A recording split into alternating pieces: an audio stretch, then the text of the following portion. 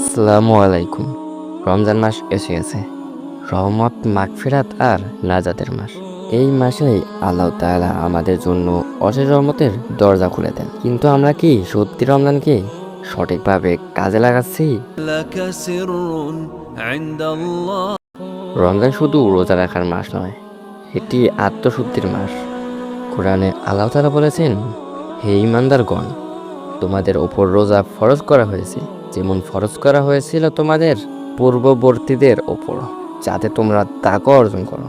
রাসূল সাল্লাল্লাহু আলাইহি ওয়াসাল্লাম বলেছেন, যে ব্যক্তি ঈমান ও ইহতিসাবের অর্থাৎ আল্লাহর সন্তুষ্টির জন্য রোজা রাখে, তার পূর্বের সকল গুনাহ মাফ করে দেওয়া হয়।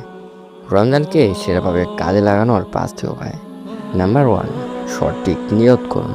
শুধু উপবাস নয়, আল্লাহর সন্তুষ্টির জন্য রোজা রাখুন।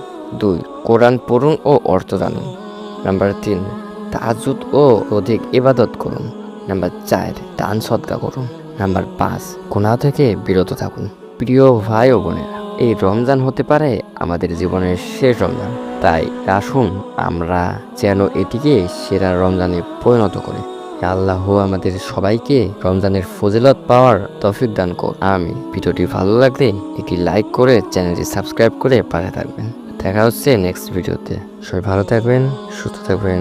আল্লাহ হাফিজ। আসসালামু আলাইকুম ওয়া রাহমাতুল্লাহি ওয়া বারাকাতুহু।